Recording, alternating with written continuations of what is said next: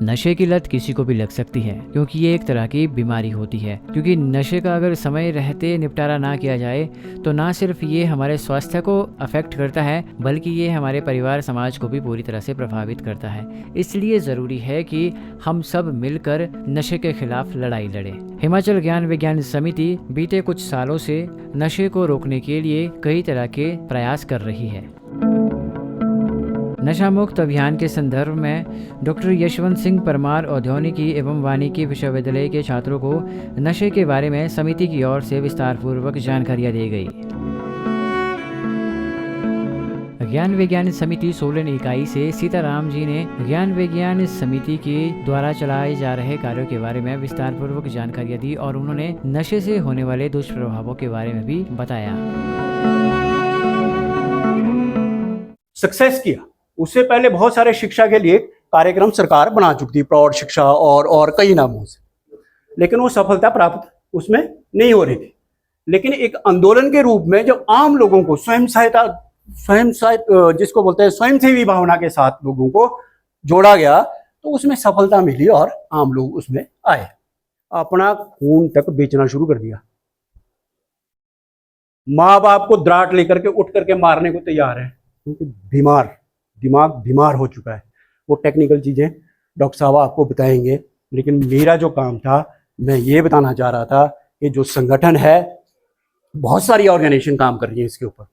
Police अपना काम कर रही है, दूसरी ऑर्गेनाइजेशन काम कर रही है। हमने पिछले दिनों कोशिश की है, अभी कोई 15-20 दिन पहले, कि हम सारी ऑर्गेनाइजेशनों को इकट्ठा करके एक दिशा में बढ़ें, एक कोई ऐसा कार्यक्रम बनाएं ताकि जो आने वाली जनरेशन कम से कम उसको तो बचाएं। हिमाचल ज्ञान विज्ञान समिति के अध्यक्ष डॉक्टर BS परमार ने हिमाचल ज्ञान विज्ञान समिति द्वारा नशे के खिलाफ चलाई जा रही गतिविधियों के बारे में उपस्थित छात्रों को विस्तारपूर्वक जानकारियां दी और साथ ही उन्होंने नशे से होने वाले नुकसान, इसके लक्षण और कारणों के बारे में भी उपस्थित छात्रों को विस्तारपूर्वक बताया। ये 2019 में जो है हमारे हिमाचल में भी ये बढ़ना शुरू हो गया इसका प्रकोप। तो 2019 में स्टेट लेवल कन्वेंशन हुई, युवा बचाओ अभियान शुरू हुआ। कालीबाड़ी जो है एक वहाँ पर जो सेंट्रल प्लेस है शिमला में, वहाँ पर ये कन्वेंशन हुई और ये ऑफिसर्स जो narcotics bureau, administrators, representative, social youths, इस ऑर्गेनाइजेशन सब मिली और इस इशू को जो है एक जोरदार ढंग से इसके ऊपर चर्चा हुई। मल्टी स्टेक होल्डर मीटिंग इसको हमने बोला, और ये YWCA हॉल में भी इसके सेशंस हुए और स्टूडेंट सर्वे हुआ। 734 students from schools around Shimla वो हमने कवर किए, और उसमें जो चीज़ें सामने आई वो बड़े चौंकाने वाले फैक्ट्स आए सामने, और उसके बाद लगातार रिसर्च हो रही है इस पे।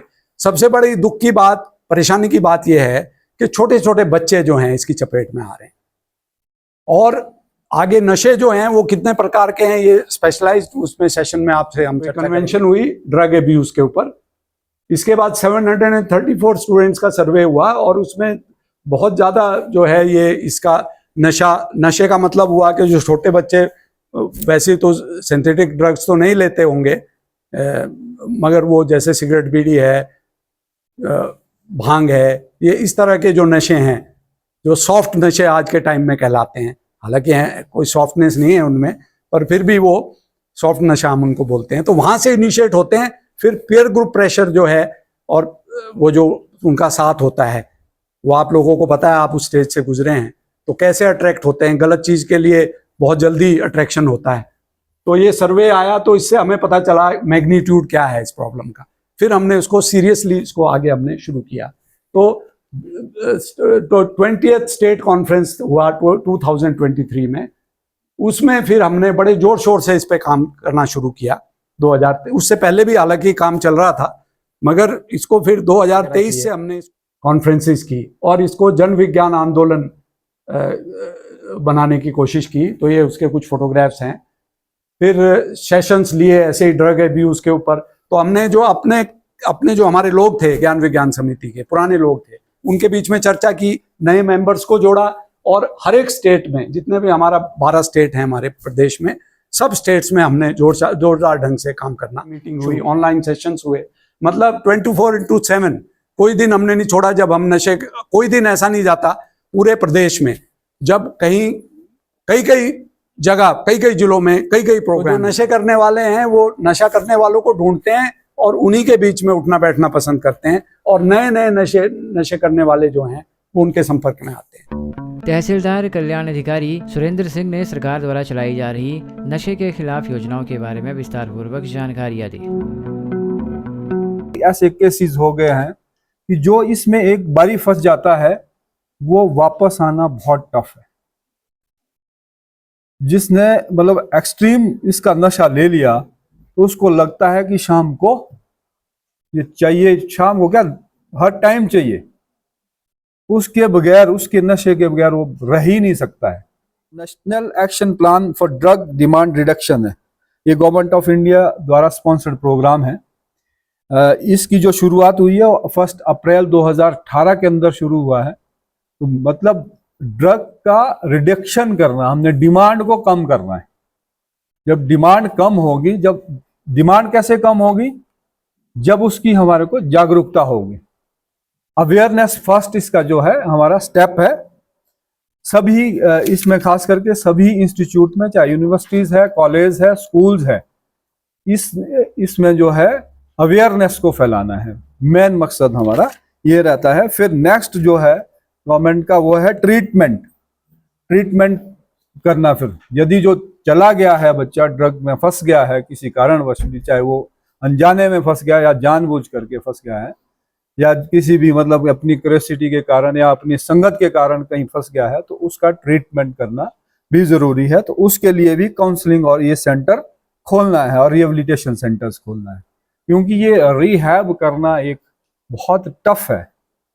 ये एक ड्रग अब्यूजर को जो है, ड्रग एडिक्ट को जो वापस लाना भी एक आसान काम नहीं है।